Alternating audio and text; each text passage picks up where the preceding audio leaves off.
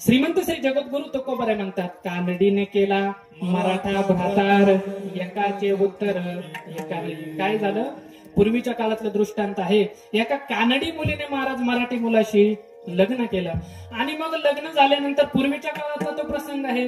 आताच्या सारखे लग्न झाल्यानंतर लगेच मुलगी त्या ठिकाणी सासरी नांदायला येत नव्हते. पहा तुम्ही, पूर्वीच्या काळी मुलीचं लग्न झाल्यानंतर मुलगी पहिले आई वडिलांच्या घरी जायची आणि काही थोड्या दिवसांनी पुन्हा ती सासरी यायची. त्या काळातला दृष्टांत आहे. त्या दोघांचं लग्न झालं आणि मुलगी आई वडील घरी घेऊन गेले. घरी घेऊन गेल्यानंतर महाराज आताचं लग्नाचं तर विचारच सोडून द्या महाराज. आता महाराज साखरपुडा झाला का त्याच दिवशी संध्याकाळी फिरायला जातात आणि मग ते प्री वेडिंग नको ते फोटो आणि मग ते प्री वेडिंग करणार आणि मग ते लग्न सोहळ्यामध्ये त्या ठिकाणी लॉन्स मध्ये ते सोंग आपल्याला सर्व दाखवणार. आता नाना प्रकारचे विचित्र आहे. मला काही ते जास्त बोलायचं नाही. पण पूर्वीच्या काळी महाराज लग्न झाल्यानंतर महाराज नवरदेवाचं नवरीचं एकमेकांना तोंड दाखवायचे. आताचा विचार सोडून द्या तुम्ही, जाऊ दे, मला काही जास्त बोलायचं नाही.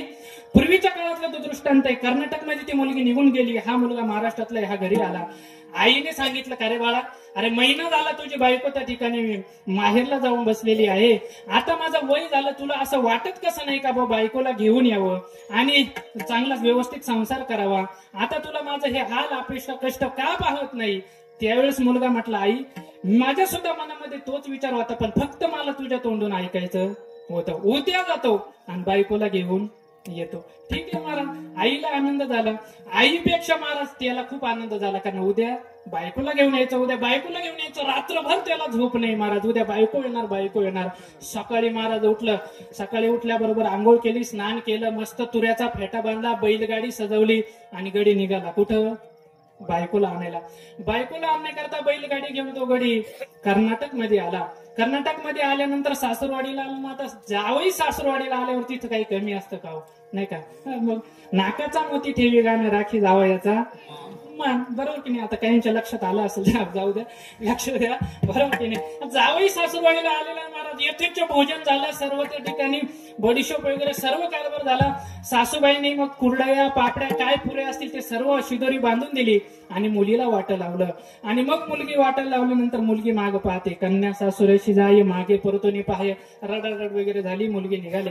हळूहळू बैलगाडी पुढे जाते. आता पूर्वीच्या काळी महाराज नवरदेव नवरी सोबत असे कलवऱ्या वगैरे पाठवत नव्हते, दोघच राहायचे. आता कलवऱ्या पाठवतात. तेव्हा ते बैलगाडीमध्ये दोघच जण म्हटल्यावर महाराज बैलगाडी पुढे जाते. पुढे जात असताना महाराज दोघांच्याही मनामध्ये असे आनंदाच्या उकळ्या फुटतायत. चला आता कोण पहिलं माझ्याशी बोलल?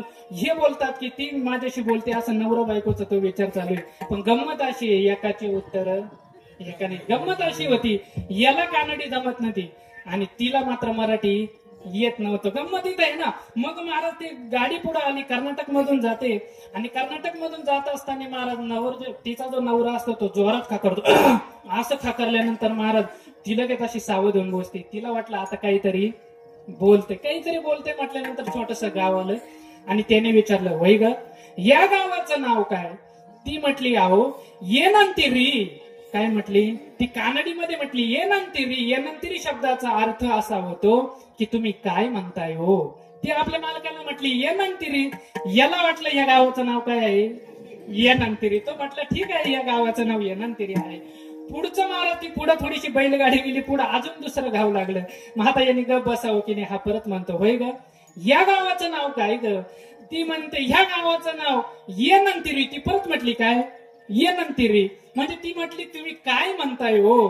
पण याला वाटलं ह्या गावाचं सुद्धा नाव येनंतिरी. आता आपल्याकडे जसं राहतं ना, लहानी गोटी मोठी गोटी असं जसं राहतं, तसं मागचं जे असेल ते छोटं येनंतिरी असेल, आता जी आली ती मोठी येनंतिरी असेल. तो म्हटलं ठीक आहे, या गावाचं नाव येनंतिरी. थोडीशी अजून गाडी पुढे गेली. पुढे गेल्यानंतर एक मोठं गाव आलं. त्याने विचारले, वै ग, या गावाचं नाव काय ग? ती पुन्हा म्हटली येनंतिरी. आता मात्र त्याला राग आला. तो म्हटला, काय ग, आताच कुठं लग्न करून नाही आले आणि नवऱ्याची अशी चेष्टा करते? एका गावाचं 3 गावांचं नाव कुठं एक असतं का म्हणे?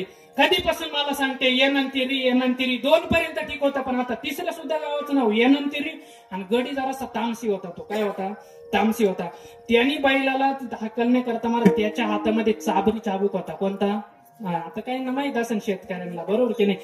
त्याला वाटलं ही आताच लग्न करून आली ना, आताच माझ्या डोक्यावर बसायला लागली, आताच मला असं माझी फसवणूक करते, आताच माझं त्या ठिकाणी असं चेष्टा करते, हे काय मला खपून घेणार नाही म्हटल्याबरोबर त्याला राग आला आणि तिने एक चाबूक असा पाठीमाग तिला मारला.